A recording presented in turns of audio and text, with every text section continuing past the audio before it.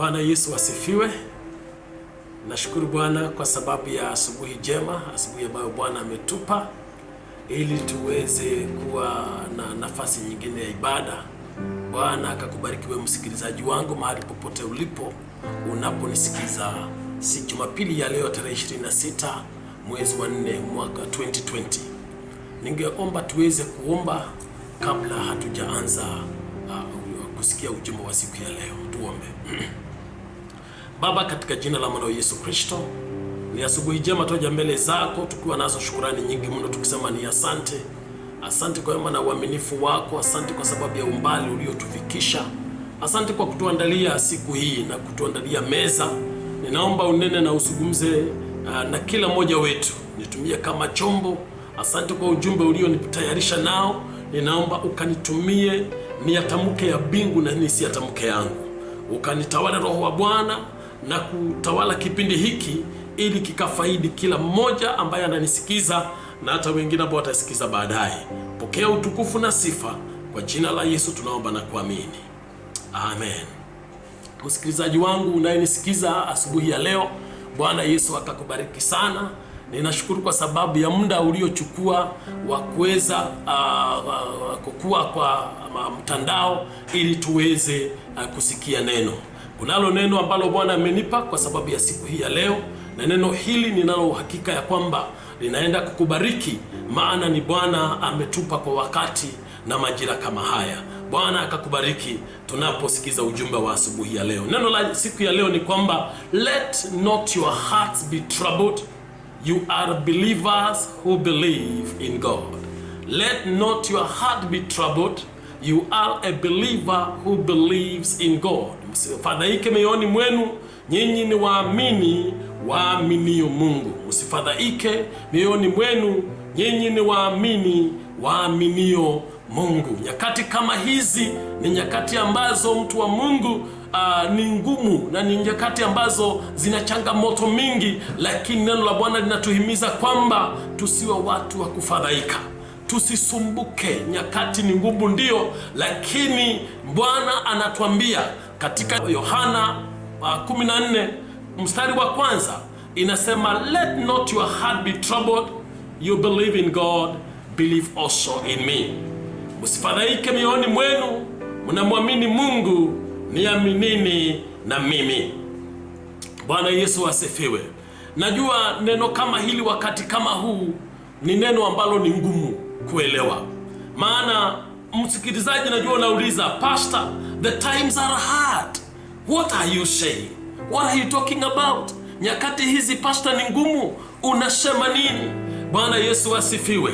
Lakini nataka nikwambie mtu wa Mungu ambaye unanisikiza asubuhi ya leo kwamba hata kama nyakati hizi ziko namna gani, Mungu wetu ni yule yule wa jana, leo na hata milele. Neno hili ambalo Yesu Kristo alikuwa anazungumzia wanafunzi wake kwa wakati ambapo alikuwa analizungumza, kuna mapito magumu sana wanafunzi walikuwa wanapitia, na wakawa neno hili likawa haliwaingii, neno hili wakawa hawalielewi. Yesu Kristo anaposema msifadhaike, wakawa wanashindwa anamaanisha nini, na vile ameongea mambo mengi, mambo ambayo yalikuwa yamewachanganya, wakawa wanashindwa anasema nini, wakawa wanashindwa anamaanisha nini. Maana tukienda katika Yohana mlango wa 12, Yesu Kristo mahali pale anaongea kuhusu kifo chake, na anapoongea kuhusu kifo chake, wanafunzi walimpenda Yesu Kristo sana, na hawangefikiria kwamba unaweza kufika wakati Yesu Kristo akawa hako, na kwa hivyo akawa anaongea kuhusu kifo. Na kawaida tunapoongea kuhusu kifo, hakuna mtu ambaye anakuaga radhi, anakuwa huru na kifo. It is scary, and therefore wanafunzi wakawa wanasikia matamshi haya hayawaingii, na Yesu Kristo akawa anarudia tena na tena, anaongea kuhusu kufa kwake. Bwana Yesu asifiwe sana. Na kwa hivyo jambo hili likawa linachanganya wanafunzi. Anapoongea mlango wa 14 msifadhaike, mlango wa 12 anaongea kuhusu kifo chake na kwamba atakufa, atashikwa. Jambo hilo likawa limewachanganya sana na wakawa wanashindwa. Yesu Kristo anaposema kwamba tusifadhaike anamaanisha nini? Anaposema tusifadhaike, na yeye anasema kwamba anaenda, na kule aendako hatuwezi kumfuata sasa, itabidi tumfuate baadaye, anamaanisha nini? Bwana Yesu asifiwe. Na kwa hivyo wanafunzi walikuwa na jambo la kuwafanya kufadhaika, walikuwa wana jambo la kuwafanya kusumbuka, maana wanashindwa, what is he talking about? Na ukienda zaidi unapata anaandaa kitu kinaitwa the last supper, anawaandalia sakramenti ya mwisho, na anasema ni ya mwisho. Imagine my brother, my sister, una mtu ambaye unampenda sana, kiongozi wako unayemjali zaidi, ulisikia ulipompata kwamba umefanikiwa kabisa, halafu saa hii anaongea kuhusu hii ndio meza ya mwisho ambayo ninakula na nyinyi. It doesn't add up. It really doesn't add up. And therefore when unapojaribu kufikiria kuhusu maneno haya, usifadhaike, unashindwa anamaanisha nini? Msifadhaike, usifadhaike, anamaanisha nini? Na kwa hivyo unasikia mambo haya hayapelekani. Anaposema usifadhaike, huku anatengeneza the last supper. Kwa hivyo wanafunzi walikuwa na changamoto mingi ambazo walikuwa wanajiuliza, Yesu anaposema tusifadhaike anamaanisha nini? Ukienda hapo mbele zaidi, mlango wa 13 wa Yohana, Yesu Kristo anaongea na wanafunzi wake, halafu anawaambia katika mstari wa 21, anawaambia mmoja wenu atanisaliti, mmoja wenu atanisaliti. Sasa hii inaharibu mambo kabisa, maana wale wanafunzi wanampenda Yesu, wamekuwa wanafunzi wa kujitolea, halafu anaongea lugha mmoja wenu. Wanafunzi 12 peke yake, halafu Yesu anasema mmoja wenu anaenda kunisaliti. Jambo hilo, wanafunzi wanapoenda mlango wa 14, Yesu anasema msifadhaike, na huku 13 amesema mmoja wenu atanisaliti. Mambo hayo yakawa ni mazito, yakawa yanawachanganya wale wanafunzi na wanashindwa anaposema msifadhaike anamaanisha nini. Kwa hivyo mambo haya ya kufadhaika hayakuanza na sisi, yalikuwako hata wakati wa Yesu Kristo. Wanafunzi walifadhaika, nao jambo ambalo liliwachanganya zaidi, unapoenda katika hiyo Yohana 13 ukisoma mstari wa 38, Yesu Kristo anazungumza, anaambia wanafunzi wake kwamba Petro anaenda kumkana Yesu Kristo, atamkana Yesu. Peter will deny me 3 times. Na kwa hivyo wanafunzi wakashindwa tena, Petro atamkana, na anamwambia waziwazi kwamba utanikana mara 3. Ukisoma mstari wa 38 inasema, amini au amini nakwambia, jimbi hata wika hata wewe utakapokuwa umenikana mara 3. Kwa hivyo Yesu Kristo alipoyazungumza hayo, wanafunzi wakawa wamechanganyikiwa zaidi. Yesu Kristo anaposema tusifadhaike, huku ametuambia anakufa, huku ametengeleza the last supper, huku amesema mmoja wetu anaenda kumsaliti. Sasa tena yule kiongozi wetu ambaye tumemwamini sana anasema anaenda kumkana mara 3.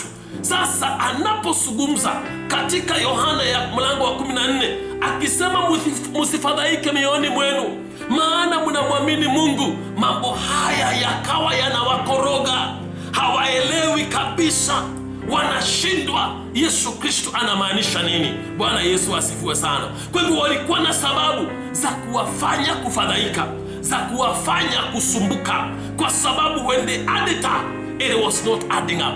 Walikuwa nazo sababu, na they were feeling they were justified, walikuwa wako nayo haki ya kufadhaika, ni kwa sababu ya yale mambo vile yalikuwa yanafuatana, vile yalikuwa yanaambatana. Nao Yesu Kristo amesema Petro anaenda kumkana mara 3. Nao wakikumbuka maneno Yesu Kristo aliyazungumza katika Matthew 16 kuanzia mstari ule wa 16 au 17, Yesu Kristo alisema, heri wewe Simon Bar-Jona, wewe ndiwe Petro, na juu ya mwamba huu nitalijenga kanisa langu, wala milango ya kuzimu haitalishinda. Nami nitakupa wewe funguo za ufalme wa mbinguni, na lolote utakalolifunga duniani litakuwa limefungwa mbinguni, na lolote utakalolifungua duniani litakuwa limefunguliwa mbinguni. Sasa wanafunzi, haya maneno yanawachanganya, maana hapa Yesu anasema Petro atamkana, na huku amesema heri wewe Simon. Katika wale wanafunzi 12 anasema heri wewe Simon Bar-Jona, na anamzidi kuongezea na kusema wewe ndiwe Petro, na juu ya mwamba huu nitalijenga kanisa, na wala milango ya kuzimu haitalishinda. Sasa tena wanashindwa, huyu aliye mwaminifu kiasi hiki anawezaje tena kumkana Yesu? Kwa hivyo walikuwa nazo sababu za kufadhaika, za kushindwa. Is this possible? Is this what Jesus saying possible? Kuna msaliti katikati yetu. Hata wakawa wanaangaliana, wanashiba sasa kati yetu, who can do that? They surely never saw anybody among them akiweza kuwa msaliti, akiweza kumuuza Yesu Kristo. Kwa hivyo jambo hilo likawachanganya, na ikizidi anaongea habari za Simon Petro ambaye alikuwa amempenda sana, ambaye ameongea mambo makubwa. Kwa hivyo akiongea kuhusu chapter 14 ya Yohana kwamba msifadhaike, jambo hili lilikuwa nzito sana kwa wanafunzi, lakini hivyo hivyo Yesu akawaambia msifadhaike mioyoni mwenu, maana mnamwamini Mungu. Musifadhaike, musisumbuke, musiruhusu jambo lolote liwachanganye, maana nyinyi ni waamini na mnamwamini Mungu. Bwana Yesu asifiwe sana. Anawaambia nyinyi kama wanafunzi wangu, mnaomwamini Mungu ni waamini waaminio. Amen. Kwa hivyo unapokuwa mwamini, unayemwamini Bwana, unayemjua yule ambaye unamwamini, hata kama hali ziko namna gani, Yesu Kristo hakuachia hapo. Alienda kuwapatia uhakikisho kwamba mambo mengine hayana budi kufanyika. Hallelujah. Hata kama hatuyaelewi, hata kama when you try to add it up, it is not adding up, lakini mambo mengine hayana budi kufanyika. Maana kwa jambo la kwanza, Yesu Kristo alipoongea kuhusu kifo chake, alikuwa hana budi afe. Hallelujah. Maana kama hangekufa, mimi na wewe hatungepatikana siku ya leo, lakini kwa sababu ya kujitoa, hallelujah, kutoa uhai wake, kuyatoa maisha yake, diposa akatupata, diposa amepata ulimwengu wote. Kwa hivyo hata kama it was painful na wanafunzi hawakuelewa, ilikuwa haina budi Yesu Kristo kukufa, maana kwa kufa kwake alikuwa ni aende kutuandalia makao. Praise the name of the Lord. Hivyo alikuwa naenda kutuandalia makao ili mahali alipo na sisi tuwe mahali pale. Jambo la pili ambalo lilikuwa ni lazima Yesu Kristo angekufa ni kwamba ilikuwa inabidi amtume Roho Mtakatifu. Hallelujah. Ambaye maandiko inasema kwamba ndiye msaada wetu,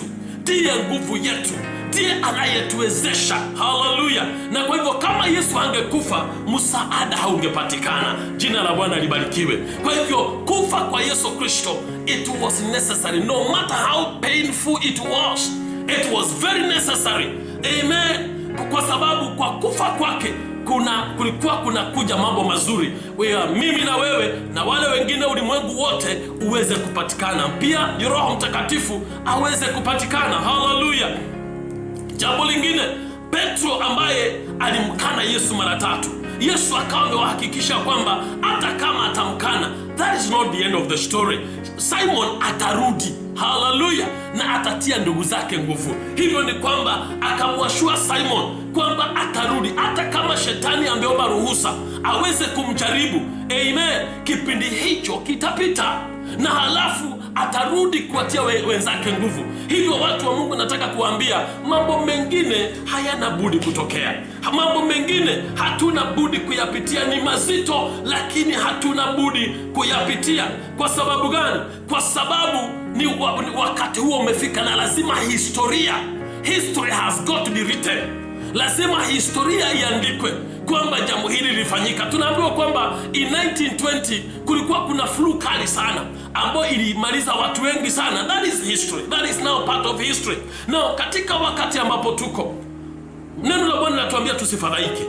Na wakati huu kuna changamoto kibao. Wakati huu we are talking of a curfew. Saa hii kuna kafyu ambayo tumewekewa all over Kenya. Hatuwezi kusafiri. Mimi siwezi kwenda kwetu Central. Amen. Na wengine hawezi kwenda kule ambako wanataka kwenda. Wakati umekuwa mgumu. Amen. Na jambo la pili, watu wamepoteza makazi. Wengine biashara hazisongi. Wengine wamepoteza wapendwa wao. Na pia tuna uoga wa kutoshikwa na coronavirus. Kuna hiyo hali inaogopesha. Maana kama sasa Mombasa hapa ambapo tunakaa wamefika watu 85. That's a big number. Na watoto wetu hawako mashuleni. Kwa hivyo tunazo sababu za kufadhaika.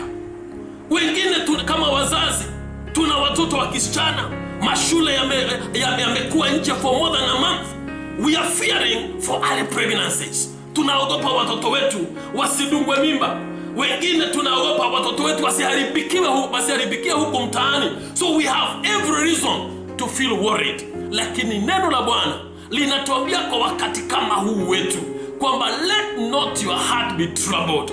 You are believers who believe in God. You are believers who believe in God. Kwa hivyo hata kama haliko jinsi ilivyo, Bwana anatuhimiza, Bwana anatuambia tusiwe watu wa kufadhaika, tusijisumbue. Ukienda katika Wafilipi mlango wa 4 mstari wa 6, msijisumbue kwa jambo lolote, bali kwa kila jambo kwa kuomba, kusali pamoja na kushukuru, na mahitaji yenu yajulikane na Bwana. Kwa hivyo watu wa Mungu, nataka niwatie nguvu asubuhi ya leo, niwaambie neno la Bwana linakuhimiza usiwe mtu wa kufadhaika. Haijalishi hali hii iko namna gani, ningetaka nikuhakikishie kwamba Bwana yuko pamoja nawe. Jambo la kwanza, hauko peke yako. Bwana ako pamoja na wewe, na ako na pamoja na wewe akuwezeshe, akupitishe kipindi hiki. Ni kizito, najua tumepatikana na mambo mazito. Hata tumepoteza mshirika wetu wa kanisani, na ijapokuwa si kupitia kwa hali hii, tunapitia kipindi kizito, lakini katika yote Bwana anasema yuko pamoja nasi. Na jambo la pili ni kwamba hata kama tunapitia kipindi hiki, mtu wa Mungu, nataka nikwambie, ona Bwana akikutetea, ona Bwana akikusimamisha. Amen. Na kipindi hiki utakipita na ubaki na testimony. Bwana Yesu asifiwe. Usijione ukizama. Usijione wewe na familia yako mkienda chini kwa kipindi hiki. Najua tunapitia changamoto mingi, hata mapato yameenda chini, hata mambo ya chakula imekuwa ni changamoto na watoto wako nyumbani. Lakini mtu wa Mungu, jitie moyo katika Bwana. Jitie moyo katika Bwana, na ona kipindi hiki Bwana akikipita pamoja na wewe, na Bwana akikupa ushindi katika jina la Yesu Kristo. Bwana Yesu asifiwe sana. Maana Yesu Kristo alipokuwa anaongea mambo hayo ya kwamba msifadhaike, na huku wanafunzi wana mambo chungu nzima ya kuwasumbua. Amen. Mlango wa 17 wa Yohana anaomba maombi ya nguvu sana, halafu finally anakufa. Na sasa siku ya leo sisi ni matokeo ya kifo cha Yesu Kristo. Kwa hivyo nataka nikutie nguvu, mtu wa Mungu, kwamba yale tunayoyapitia, you never know what tomorrow has for you. Hii kupitia kwa hali hii, kuna watu watainuliwa waende kiwango kingine cha utukufu. Amen. Na watabaki kutoa ushuhuda na kusema, hakika Mungu alinionekania, hakika Bwana alinitetea. Maana Bwana ametuahidi katika Wakorintho wa kwanza mlango wa 10 mstari wa 13, inasema, jaribu halikuwapata ninyi isipokuwa lililo kawaida ya wanadamu, ila Mungu ni mwaminifu, ambaye hata waacha mjaribiwe kupita mwezavyo, lakini pamoja na lile jaribu atafanya na mlango wa kutokea ili muweze kustahimili. Kwa hivyo mtu wa Mungu, nataka nikutie nguvu, nataka nikwambie usivunjike moyo, usikate tamaa. Amen. Ona Bwana akikuwezesha kipindi hiki uweze kuwa na testimony. Hallelujah.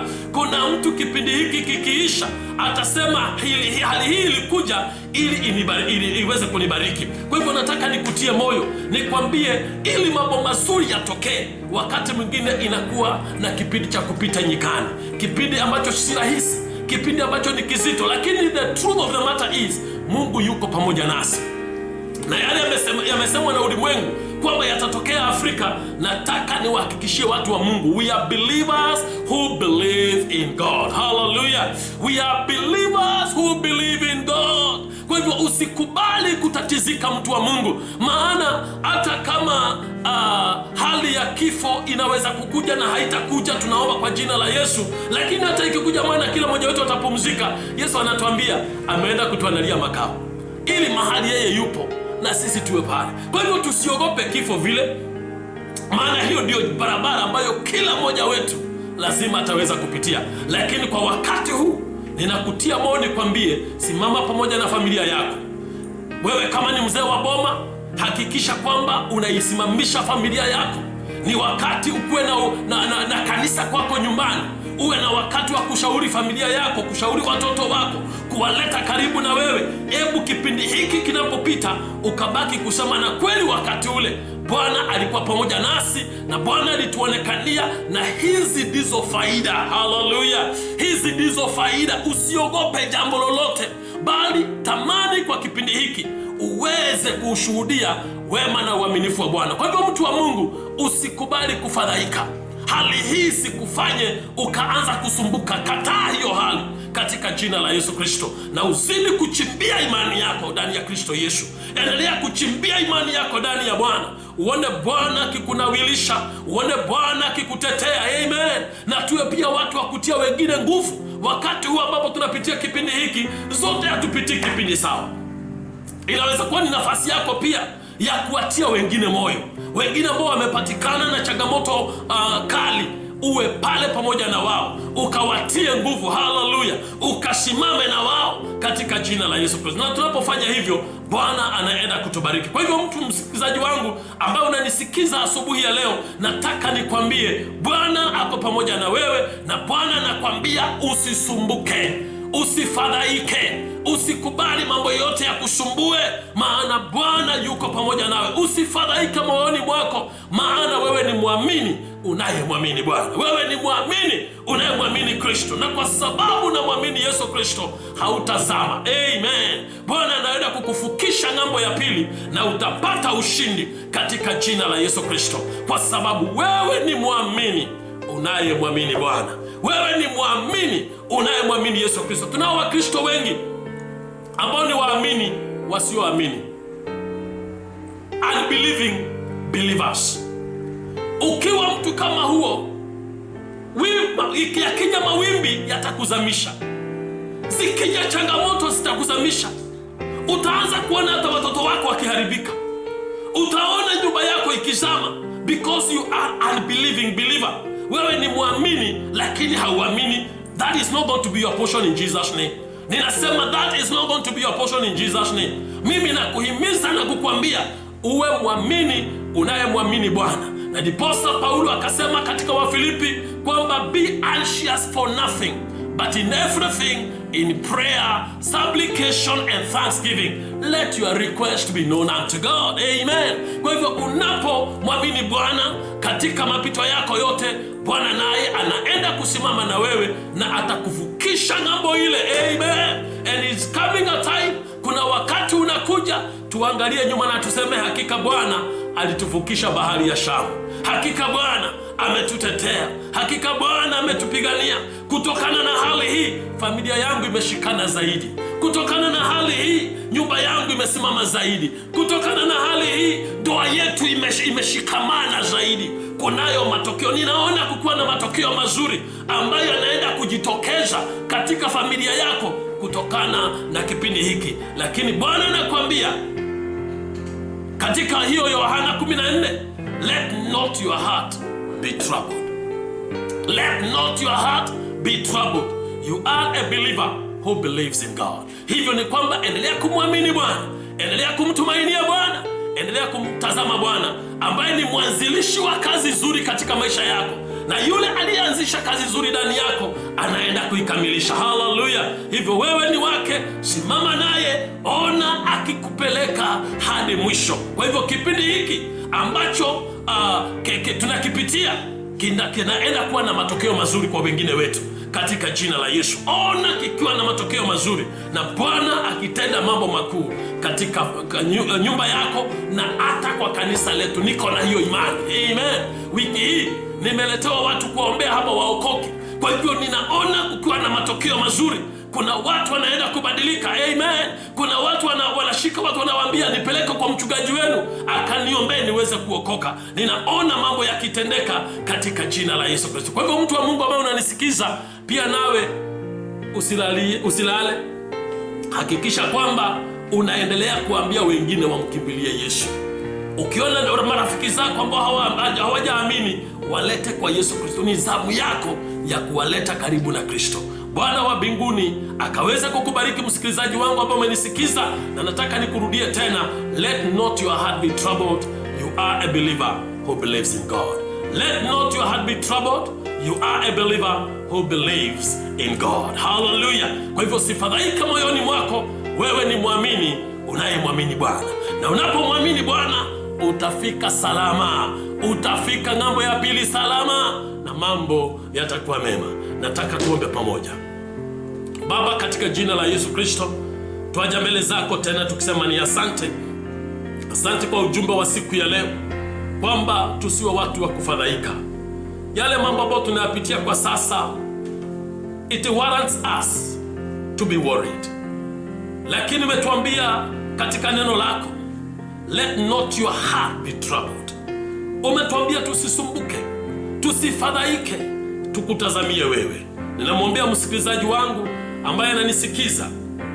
Wengine wanapojaribu kuyapima maneno hayo, wanashindwa itakuwaje maneno haya, itakuwaje mambo haya. Lakini mfalme mwema, umetuahidi kwamba uko pamoja nasi, na kwamba tunapokuamini, tunapokutumainia, mwisho wetu utakuwa mwema. Hivyo namwombea msikilizaji wangu, haijalishi anapitia kipindi gani, Baba simama pamoja naye.